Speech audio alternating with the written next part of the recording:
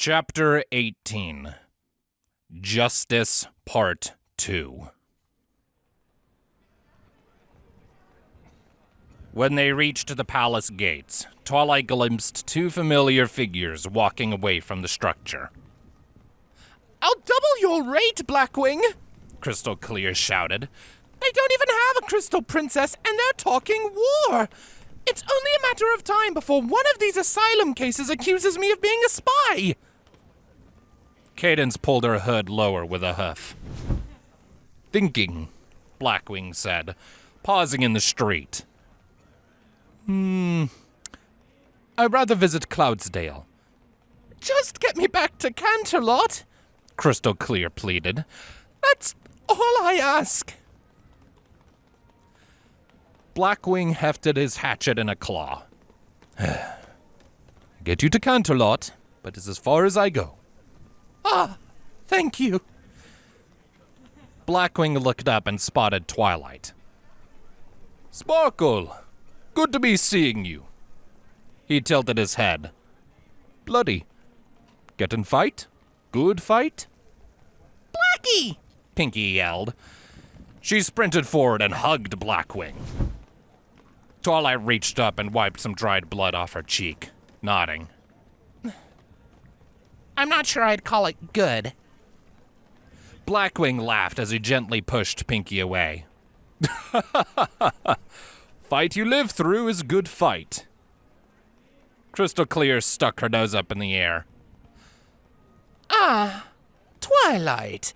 Here to apologize for rudely running off in the middle of our last conversation?" Twilight quirked an eyebrow, Crystal Clear. "I have no idea what you're talking about. We're here to visit the meeting." "Oh, why, you impudent little... Crystal Clear humphed and limped past Twilight. "Come on, Blackwing. She has lost her manners." "Was nice seeing you," Blackwing said as he walked past. He tucked his hatchet into a belt loop and pointed at the royal guard standing at the palace gates with a talon. "Be careful, they take weapons before they let you in." "I'll keep that in mind," Twilight murmured. "What was her problem?" Applejack asked.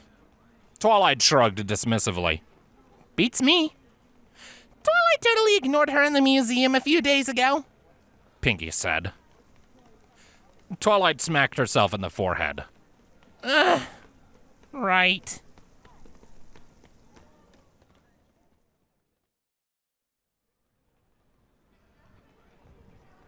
Two unicorns in plate armor wielding halberds barred Twilight's path.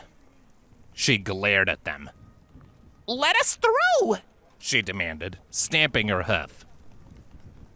"Even if you are the Crystal Princess's guards here to escort her to the meeting, only certain ponies are authorized to carry weapons within the palace," one of the guards said. She turned to Cadence.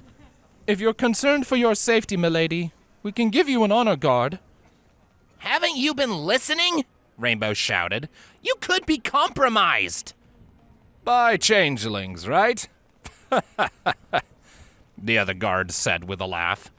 "If we were taken over by powerful demons, I'm pretty sure we would have noticed something." "You wouldn't," Rarity said. "That's the point." "Enough," Twilight said. "We're not going anywhere without our weapons." "Well, then you're not coming in," the first guard said. "Especially you. If it weren't for the lady vouching for you, I'd have you arrested. You look just like the wizard we were warned about." Twilight flared her horn. In less than a second, she cast a sleep spell. Both guards dropped into a magical slumber before they could react.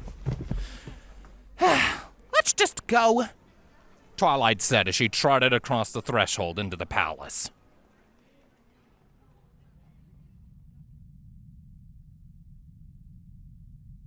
"My mother took me here a couple times," Cadence said as she led them down a long hallway.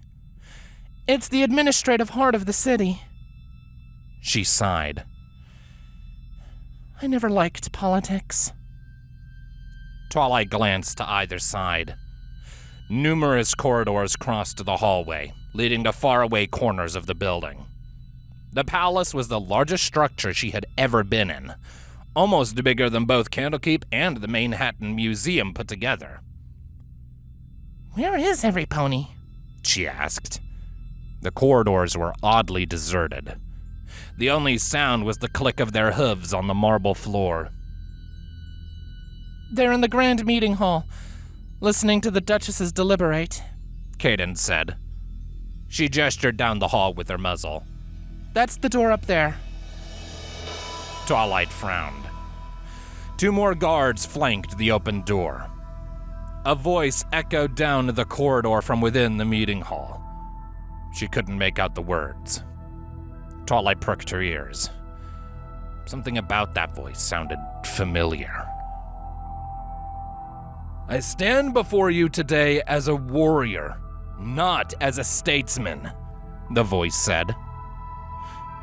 Shining? Cadence murmured. War is coming whether we like it or not. The Empire created this crisis between us and them. They want our port. They want to put their yoke on our merchants, Shining Armor said. His voice was stiff and rigid, as if he was reciting the speech rather than performing it. Twilight scowled and walked faster. I wish Princess Cadence were here to plead her case, but I'm the poor substitute. The Empire has forced her into hiding. They stoop low, using assassins to try and weaken our resolve. Her divine heritage makes her the rightful ruler of this so-called Crystal Empire and their enemy. If we put her on the throne, we would have a staunch ally to the north and a true Crystal Empire. Halt! One of the guards by the door shouted. Any true Manhattan citizen knows this is a noble cause. You're either with us or you're siding with them. We've deliberated long enough. I call a vote to recognize Princess Cadence. Protect Cadence, Twilight said. She focused on a spot within the room and lit her horn, casting Dimension Door. Changelings could be anywhere. Where are you going, Twilight? Pinky asked. Twilight held back, completing her spell to answer. I'm going to finish this. Him and me. Don't kill him! Cadence cried. Twilight teleported. When she winked into being in the center of the meeting hall, ponies around her gasped. Hundreds of them filled the seats behind her. 6 ponies stood on 6 separate stages above her. She focused on one of them, ignoring everything else. Shining Armor stood on his platform, covered up to his neck in the same charcoal black armor he had killed Star Swirl in, one forehoof on his helmet. His shield leaned against his side. When he saw her, he snatched up the shield and his helmet in his levitation and turned. And an assassin comes, he said as he disappeared through a violet curtain at the back of the stage. As Twilight cast her second prepared dimension door, the crowd screamed. Guards! One of the Duchesses cried. She teleported up to Shining Armor's stage and peered past the curtains. She glimpsed his armored tail flitting around a corner. Before continuing, she paused and cast Improved Haste. She pushed past the curtain, and it slowly fell shut behind her. She walked steadily forward, knowing she was moving at the speed most ponies would run, and cast another spell. She completed Spell Immunity Abjuration a few seconds later to protect herself from dispelling magic, and layered on Stone Skin after that. As she reached the corner, she added Non-Detection in case Shining Armor could cast True Seeing. It wouldn't help until she was invisible, but she'd be casting that soon. She caught a glimpse of his black armor down the narrow corridor behind the stages as he turned to descend a staircase. Slow, panicked voices followed her from the grand meeting hall. While she walked down the corridor, she added spell turning to her list of protections. She caught another glimpse of him at the bottom of the steps, disappearing into the shadows. Rather than use her horn to light her way, she cast True Seeing. She wished she'd been able to prepare a third dimension door, but instead she greased herself and dove down the stairs. While she slid, she cast Improved Invisibility, completing her defenses. Breach would pierce through even her immunity to abjuration, but Shining Armor couldn't target her if he couldn't see her. She dismissed the grease as she hit the bottom and rolled to her feet. True Seeing revealed her surroundings, allowing her to see the outlines of the objects around her through the darkness. With her enhanced sight, she caught Shining Armor moving through a doorway. His soul blazed white, though dark lines cut across it. She drew her swords and trotted after him, reaching the door a couple seconds after he disappeared through it. He stood with his back to a corner in a small, dead-end room. He had chosen a good spot to fight, narrow and confined, where she couldn't use her speed and invisibility as effectively. A globe of invulnerability shimmered around him. It would protect him from her spells, but she didn't need offensive magic to kill him. A black thorn was buried in his chest, longer and wider than the one she had seen in her own. Shadowy vines wrapped around his body. She glanced down, but she couldn't see herself. She wondered if her thorn was still there. "So, you're here to kill me?" Shining Armor said. "She said you would come." Twilight glanced at her floating swords. He sees them, she reasoned. She limited her improved haste spell, temporarily reducing its effect so she could speak normally. Who? She asked, not caring that speaking could give away her position. I want to know why, she thought. Chrysalis? Shining Armor shook his head. Cadence. Who's Chrysalis? So she did fool him. Twilight concluded. Or he's lying. Did she tell you to kill me? Yes, Shining Armor said. Why? We're both Shadow Spawn. We both deserve to die, Shining Armor said. Twilight shook her head, even though she knew Shining Armor couldn't see the motion. I don't deserve to die. You must have felt it too. The hunger. We are killers. Cadence helped direct me, even though knowing what I had to do hurt her. She helped me hunt the Shadow Spawn to stop them before they could hurt others. We're monsters, Shining Armor said. So you condemned them for something that they might do? How did you know what I would be when I hadn't done anything? Twilight asked, raising her voice. It's our fate. Shining Armor slowly levitated his shield into position.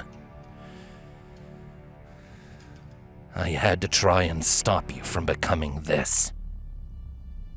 Twilight silently stamped her hoof.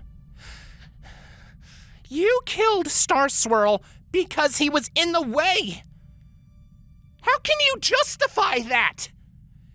You made me become what I am by killing him. He was protecting me. I had to. There wasn't anything written in the stones that forced you to kill Star Swirl. It was your choice, Twilight shouted, stepping closer.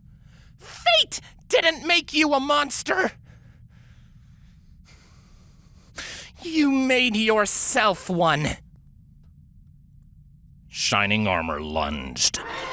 Twilight didn't even flinch as the serrated edge of his shield clipped through the air beside her head. He had missed by over a hoofspan. She reacted, allowing her improved haste to take full effect again. With Solstice, she turned aside his shield. She followed with Celestial Fury. Driven by her strength, the edge bit into his magically enhanced plate armor and cut his foreleg. She wrenched it free, twisting more flesh from the wound, and watched with satisfaction as a golden aura spread over him. She moved past him like a ghost and hacked away both his hamstrings with Celestial Fury, crippling him. His shield, still wielded in his levitation, hit her in the back, but all it did was shatter a layer of stone skin. She turned and retreated back to the doorway. When the golden aura faded, he slumped to his haunches. Even with her true seeing, the blood oozing from his wounds showed red. She stared at him. She was the hunter and he was the prey. She had built up this moment in her imagination ever since she swore to kill him. But when she was prepared to face him, he wasn't even a threat. She dropped her swords and snatched his shield in her magic. He tried to cling to it, but she wrestled it away from him. Twilight pulled back the shield, preparing to take his head the same way he had taken Star Swirl's. Where is she? She cried. She's behind it all. Shining armor gazed at the empty space between her swords defiantly. Even if I knew, I wouldn't tell you. If you're not a monster, why would you be trying to kill her? Shadows pooled on the floor around him. His wounds closed. You're lying! Twilight shouted. How could you not notice your own wife being replaced? You're working with her! What are you talking about? Shining armor climbed to his feet. I have to stop you. I have to protect her. The thorn in Shining armor's chest pulsed. Vines grew out of it, thick and dark. The shadows pooling around him thirstily licked at Twilight's hooves, but she felt her own rise in response and pushed them back. No matter what it takes, he murmured. I can feel you, Shining armor said, his eyes staring directly at her. He took his shield back, plucking it from her grasp with immense strength. Black wings sprouted from his back. Twilight wasn't sure if they were physically present or an artifact of her true seeing, but she snatched up her swords. Twilight ducked as Shining armor swung his shield at her. It buried into the wall above her head, cutting a deep gouge into the stone. She scrambled backwards, still twice as fast as he was. His shield obliterated the floor where she'd been standing a moment ago. I can give you what he has, the specter whispered in her mind. She raised Solstice to parry as she backpedaled. He swatted it out of her grasp with his shield, sending it spinning into the wall. There was no time to retrieve the sword. His next swing connected with her face and shattered another layer of protection. She had two left. She remembered the dream of the winding, branching path and the doorway to the straight, narrow road. The straight road was still there, somewhere in her mind. All you have to do is step onto the straight path, the specter whispered. Her back hit a wall in the corridor outside the room. He gave in to beat me, she realized. She tried to twist under his next blow, but it clipped her side. She turned away and fled down the corridor, clutching Celestial Fury. The shadows on the floor clung to her feet, like she was wading through knee-deep water. She glanced over her shoulder. He walked toward her, slow but unstoppable. The white glow of his soul was nothing but a small speck consumed by shadow. But I don't need to give in to beat him, she decided. She rolled to face him with one last layer of protection. With a thought, she triggered the sequencer in her necklace. The white wave of a remove magic spell spread out from the necklace and over Shining Armor, purging away his globe of invulnerability. A Sunfire spell followed immediately after. A ring of flame surged out from Twilight's forehooves. He ducked beneath his shield, like she expected him to. She moved in while the flames washed over him, and before he could block her, she slipped past. He clipped her ankle with the edge of his shield, shattering her stone skin entirely. In the same instant, she brought her Celestial Fury down on his back with all her might. With the edge of her sword, she cleaved through the armor and severed his spine. A golden aura spread over his body, holding him in place. The flat face of his shield hit her in the side. She slammed into the wall, her body thrown like a rag doll by the force of his blow. The back of her head cracked against the stone, and stars exploded across her vision. She slumped to the floor. One of her forehooves, glowing with a white lavender hue, materialized. The blow had broken her invisibility. She felt her ribs. Pain exploded from her side the moment she touched it with her hoof. She screamed. When the golden aura faded, Shining Armor turned and crawled towards her on his forelegs, dragging the paralyzed back half of his body across the floor. Twilight desperately scrambled away on her back. She glimpsed Solstice buried in the wall above her and reached out to it. As soon as she gripped the sword with her magic, the contingency within it fired, set to trigger when she was injured. Layers of stone skin leapt up from the floor and covered her in a new protective shell. An improved invisibility followed, once again shrouding her from sight, though it was little use against her opponent. She gasped for breath in the moment of safety, her injured side burning. She felt the breach spell hit her. It shattered her protection. She struggled to her feet and faced Shining Armor. With a flick of his magic, he ripped Celestial Fury out of his back. A few moments later, he picked himself up and stood on all four legs, his wound healed.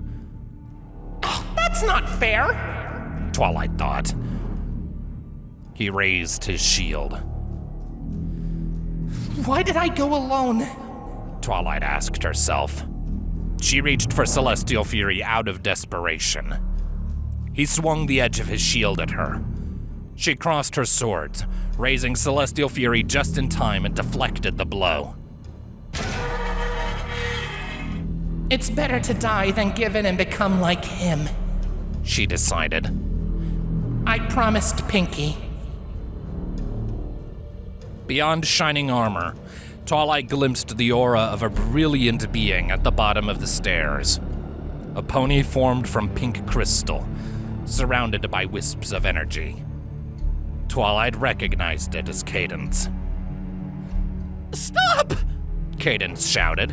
What are you doing? Twilight isn't your enemy! She took one last step, and her hoof touched the sea of shadows that spilled from Shining Armor and lurked on the floor. Immediately, Cadence's aura flickered. She collapsed to the floor. The shadows surged over her, slowly diluting her essence. Cadence! Shining Armor cried, turning. Twilight unleashed the sunlight stored in celestial fury. It burned away the shadows for a moment. Cadence's aura re-solidified. Shining Armor turned back to Twilight. Why is she here? He shouted. She's not supposed to be here! She's the real Cadence. Twilight gasped. Cadence! Abijah called from the top of the stairs. Twilight heard the sounds of combat echoing from above. I'm killing her and I can't stop. Shining Armor dropped his shield. You have to stop me! Twilight pulled back Celestial Fury. Don't! Cadence cried, trying to struggle to her feet as the shadows surged back in around her. Please, don't kill him! Twilight hesitated. She could see the thread of love connecting them. She trembled. She wanted to kill Shining Armor. She wanted to kill him more than she'd ever wanted anything. Mercy is far more valuable than justice, when we can spare it. Star Swirl had told her once. She still loves him. Twilight thought. His life isn't mine to take. Not if there's another way. What are you waiting for? Shining Armor shouted. Twilight looked closer. She focused on the thorn in Shining Armor's chest. I can save you both, she said. She reached out to the thorn and pulled. Something held it in. Shining Armor gasped and clutched his chest with a hoof. What are you doing? Let go, Twilight said. Shining Armor took a deep breath and released his chest. The thorn gave. With a final pull, Twilight ripped it free. It dissipated into a black cloud and surged into her. The shadows on the floor followed it. She could feel them surging up her hooves and into her body. In front of her, Shining Armor's soul glowed pure white. The wings were gone, and Twilight hardly felt any different.